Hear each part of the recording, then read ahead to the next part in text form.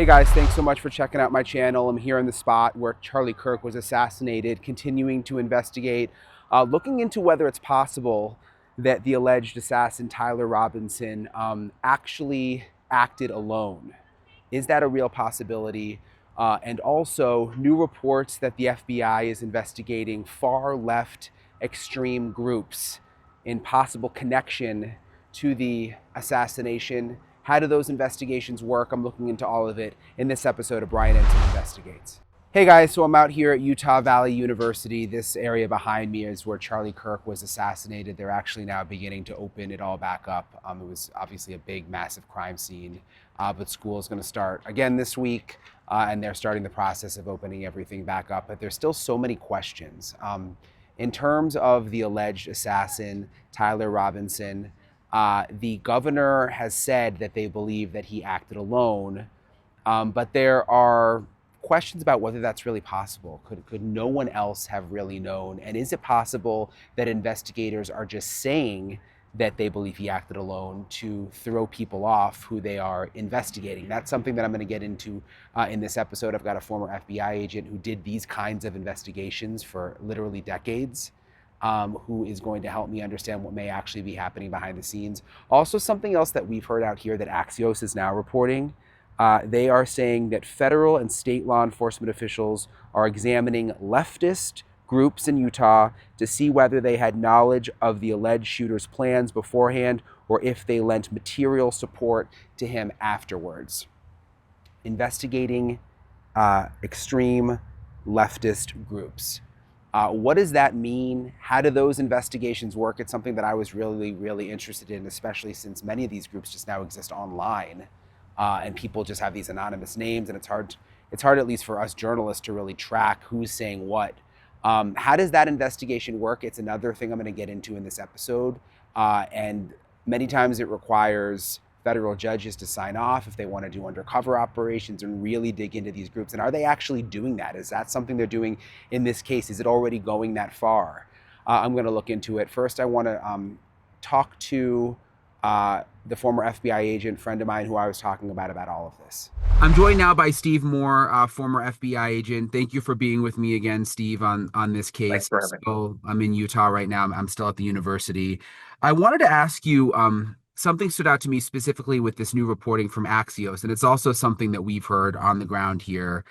They're reporting that federal and state law enforcement officials are examining leftist groups in Utah to see whether they had knowledge of the alleged shooter's plans beforehand or if they lent material support to him afterward. I'm just wondering behind the scenes, how did they do that? Well, that's what I did in Utah, only I worked against right-wing supremacist groups.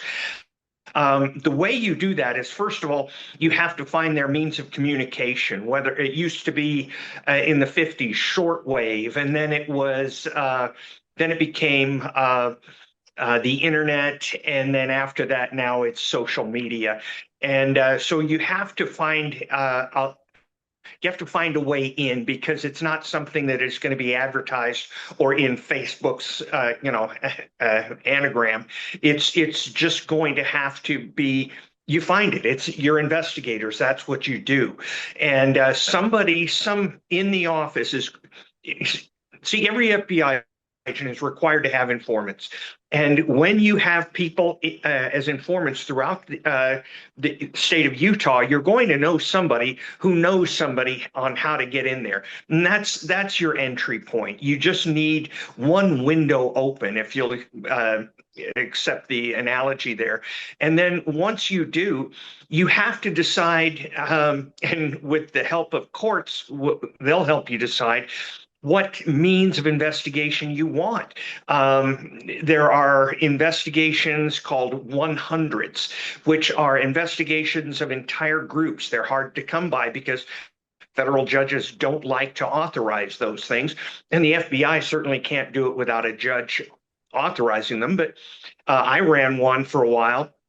And what you do is you look at every part of the organization, and you get wiretaps up, you in this case, you would get taps on all the social feeds that you can find, and it becomes a big deal. And eventually, if you really want to do that, you will stiff in an informant, or introduce an informant or a cooperating witness, or even an undercover agent into the organization. And as you can probably imagine, this whole thing takes time. But I think the FBI is realizing that there are these leftist groups, and I know people aren't going to be happy about this, but what you do is you go after people who share their cause. We had white supremacists, we had eco terrorists, and now I think they're going to have to look at LGBT terrorists, not the organization, not the movement, not the people, but the radical organizations that use that as a reason for doing horrible violence. So what was that you said 100? What was that warrant that you said you needed? Or can you explain that again? Something with 100? Yeah, it's been a while since I've done this, but there is, every FBI case has a number. For instance, 9 is extortions, 7 is a kidnapping. Or, I'm sorry, 9 is a bank, 91 is a bank robbery. They all have numbers. And the 100 case is an investigation of an entire organization. That was used, I believe, on the Aryan Nations group, which no longer exists.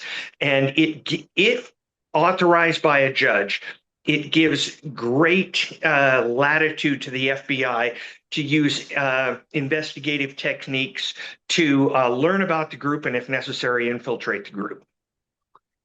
So do you think in this situation, they've gotten permission to try to infiltrate some of these groups? I think it would be a little bit early at this point.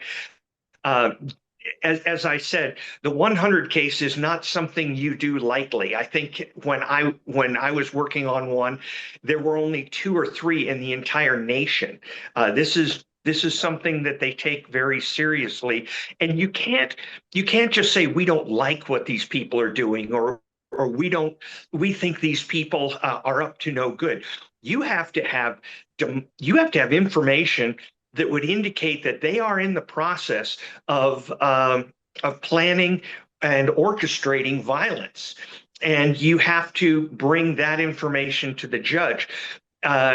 Or the judges who authorize it. You can't just say these are bad people and they say bad things. You're going to need to see weapons or an intent. And so they are, if they started this at the time of Charlie Kirk's murder, they are literally, right at the beginning steps. And large investigations like this take a long time to get running. And there may be some kind of acceleration with this, but you can understand this, Brian. As you go through, there's like maybe 10 steps, just procedural along the way. And if your investigation starts showing less and less violent ideology or means or capability, then that 100 will never be opened. They will just say, you know what? We may not like how they're talking or how they espouse violence, but we don't have the authority to investigate them because we don't see them being violent. We don't have the critical mass to get a case like this running. And does a federal judge have to sign off for an investigation like that where agents would go undercover? For a 100, yes, they will have to sign off on the case itself, and they will have to re-sign off. I would have to consult my notes from years ago, but it's either every month you have to get it reinstated or every 3 months you have to get it reinstated. It's not a carte blanche. If you have just a standard investigation on one or two individuals for committing a murder or conducting terrorist activities. That's different from a 100. And so you can do that probably without a judge involved, and you can put informants in there or undercover agents if you need to. So the governor here in Utah said that they believe that that the suspect Tyler Robinson acted alone. They've confirmed that his romantic partner is trans and is transitioning from male to female, but has been, in the governor's words, quote, incredibly cooperative. Um, I'm just wondering, do you think, are they bluffing? Do you think that they've been saying a lot how cooperative this person has been, which makes me wonder, like maybe they're really being cooperative and they want to protect that person, or do they think that maybe they know more than they're letting on? Uh, Brian, I don't know a whole bunch about this individual and their involvement in this, and I am certainly not going to give you an authoritative answer on where this is. But when a person immediately after a murder texts a close friend and says, the rifle is wrapped up, I dumped it, it needs to be picked up, that implies knowledge of what that rifle is and what it was used for. You don't just say, hey, I need you to come down and pick up my rifle without questions coming back and saying, what rifle? What did you do? If there were no questions on that after that text, I would be, as an FBI agent, extremely interested in their involvement in this. And yes, when a person's cooperating, you don't want to snap cuffs on them. The other thing is that if at any time you determine that they are now a suspect in the case, the way you deal with them has to change in a way that things like reading them their rights and giving them their advising them that they have a right to an attorney, and that has a chilling effect with someone who's been cooperating. And could they be thinking that romantic partner? I guess that could also be if they actually want to investigate these bigger groups, if they really exist, and we don't know all of that yet. But I guess that person could be a window into that world too. Absolutely. And those are known as cooperating witnesses. And cooperating witnesses are extremely valuable. They're either they run the gamut from people who just want to help to people who have been wrapped up in one of these cases and are doing this in lieu of prosecution. And so cooperating witnesses are very, very important, and they could be using, potentially using this person. The problem is, I don't think anybody's going to engage with this person from violent groups, knowing that they are cooperating with the FBI. So that person's value as a cooperating witness is limited. And again, I just want to say, I am not saying the FBI would investigate groups that are LGBTQ or anything like that. I am saying that they investigate terrorist groups, and terrorist groups have various affiliations or assimilations, and so they're after a terrorist group, not the cause. If that, I just want to be clear on that. Yeah, of course. And we don't know what these groups are. And like you said, I mean, these would be far fringe, Oh, wildly. extreme groups. These aren't just like LGBT or trans groups or, Of course not. Of it course sounds not. like this would be, groups that are really advocating for violence. Um, do you think, is it really possible that Tyler Robinson just acted totally alone and absolutely no one knew? It just seems hard to imagine that he told no one had any idea. Well, there's two things. You asked me two questions. Okay, Do I sorry. think it's possible? Yes, I think it's possible. Do I think that's what it was? Based on what I've seen, no, I don't. I don't know all the information, and I can tell you if this was my case and I was in the FBI, I would still in the FBI. I probably would be telling you the same thing because I don't want anybody convincing this witness to stop cooperating. Is it hard when you're in the FBI and you're investigating a case like this that has become so political? And has really, it's one of, a lot of these cases kind of get hijacked by politics. I mean, there was a whole group trying to say that Tyler Robinson was far right. Uh, and then there was a whole group the next day trying to say that Tyler Robinson was far left. And now, we have to go off the facts. The governor is saying that it is far left, Mhm. extremism, Yeah, indoctrination is the word he used.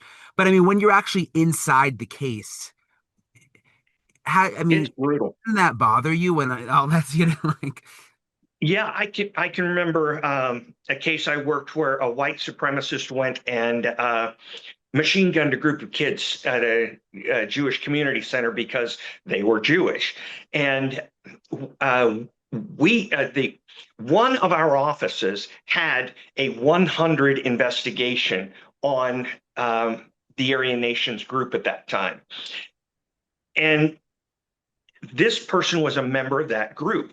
However, the person who did the violence, who shot the children, had left the group months before the attack. And Janet Reno's first question to me was, "Why weren't we following him if he wasn't?" If he was part of the Aryan Nations and we're investigating that group. And my answer was because he left the group. And she said, "Well, you should have kept following him." I said, "No, no, no, no, no. You don't, and I almost said, "You don't understand, what we're dealing with here. You can't, under the judge's guidelines and the attorney general's guidelines, follow somebody after they've left an organization that you're investigating because technically, legally, they're no longer part of the investigation. But you get second guessed constantly on this. And people want results, and sometimes they want specific results. And one thing FBI agents learned to do early on is call balls and strikes. We're not going to tell you who's going to win the game. And so that's one of the things we dealt with. And successful agents learn to deal with both bureaucracy and management coming in and desiring a certain outcome. I had one agent one time, one supervisor. I had a guy who was going to conduct an attack, and we had it down to within days when he was going to do it. And this supervisor decided that he wanted a wiretap in there on this case because it would make the case appear that we had been using complicated investigative techniques and make the squad look better. And I said, "You can't just do that to make us look better. You have to go arrest this guy. We don't have time for a wiretap." And so there are definitely times when the agents on the street feel that they're being pushed in directions that are not appropriate for the cases. Now, keep in mind, I bleed FBI blue. I love the FBI and my time there, and felt that 99% of the people were mission focused. But, there are people with careers. yeah, of course. Something else that came out today is that the alleged assassin is not cooperating with investigators. What do you make of that? I make of that he met a lawyer. The lawyer is going to make it uh, graphically clear to the to the person he's talking to exactly what a lethal injection involves, and how he's going to scare the pants off this individual and explain to him how he was absolutely all but putting the needle in his own arm by talking to the police. That's what he will tell him, um, whether it's true or not. And so it doesn't surprise me because it's frequent that you have somebody come in. either be arrested or turn themselves in, and boom, they want to tell you everything. And a day later, all of a sudden they've forgotten how to speak. It's because of the lawyer. Yeah, Yeah, and I think they actually have firing squad in Utah, by the way. they do. I've got somebody I worked a fugitive case back in '84 who's still waiting for the firing squad in Utah. And you It's lived, how long did you live in Utah? just a couple of years, but I Right. worked white supremacists while I was there, and had some pretty interesting experiences there. Went up and did undercover surveillance against the Aryan nations for for an entire winter up in Sandpoint, Idaho area. It's interesting. I've spent a little time here for vacation, but then also I did like a political series where I came through here. But the people are very friendly. Oh Just as a yeah, side note, I mean, people are very, very nice here. And even, I loved it. yeah, and even like talking to people here who are coming to the memorial for Charlie Kirk at the university, who are Mormon, they're telling me how they're, praying and feel so terrible for the attempted or the alleged assassin's family, who's also Mormon. Like, there's a real community spirit in that way, it seems like. There is, and it permeates every part of society in Utah. Salt Lake City is becoming less and less Mormon, but the rest of the state is becoming, I believe, more insular Mormon, and that is not a bad, regardless of how you feel about Mormonism, or and I'm not LDS, but it was just a group of extremely nice people. As always, I really appreciate Steve for helping me break all of that down. I want to read you something. Oh, and also, by the way, I just wanted to say, I was reading a tweet thread earlier about, I know I'm focusing on far left extremist groups because that is what the reporting is that they are looking into in relation to this assassination. But I was reading an interesting tweet thread earlier about the similarities between extreme far left extremist groups and extreme far right groups, and how dangerous both can be. I mean, when you're talking like the most extreme. So, yeah, it's interesting to think about the comparison between the two, and they're on the opposite sides of the spectrum, but in many ways, when it comes to their dangers, they're very, very similar, according to some articles that I've read. There's something else new, though, that I wanted to read to you guys. This is from the New York Times. They've got some new reporting too. They say the day after Charlie Kirk was killed, an acquaintance of Tyler Robinson's posed a question to him in a group chat. The FBI had just released two grainy surveillance images of a skinny young man in a cap and sunglasses walking in a stairwell on the Utah Valley University campus, and had asked for the public's help in identifying the suspect. Tagging Mr. Robinson's username on Discord, a messaging platform, the acquaintance attached the images and wrote, WYA, where you at, with a skull emoji, suggesting that Mr. Robinson looked like the man being sought. Mr. Robinson replied within a minute. His doppelganger, he wrote, was trying to get me in trouble. That's interesting. Tyler killed Charlie, another user wrote, apparently in jest. That was on Thursday afternoon, according to the New York Times, around 1 p.m. It was not until later that night, nearly 34 hours after the shooting, that Mr. Robinson was arrested, connected to the assassination. The Discord messages were the clearest glimpse yet of the suspect's demeanor in the hours after the killing. Again, this is according to the New York Times. They were shared with the New York Times by someone who knew Mr. Robinson in high school and has kept up with him in the group chat, which includes about 20 people, but said he had not seen Mr. Robinson in person for several years. He spoke on the condition that his name not be used, fearing harassment for being an acquaintance of the suspect.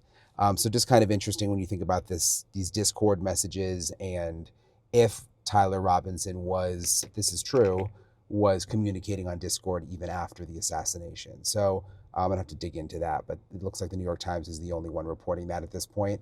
So I'll keep digging. I appreciate you guys for following along. Been a long couple of weeks here. I haven't been home in a while. Just bopping around from story to story, but gonna keep at it. I want to end this episode just with some video that I just shot here at the university, where the memorial is, and also they've started. It's really sort of amazing through sidewalk chalk now, leaving messages all over the university for Charlie Kirk. So I'll leave you guys with that. All right, see ya.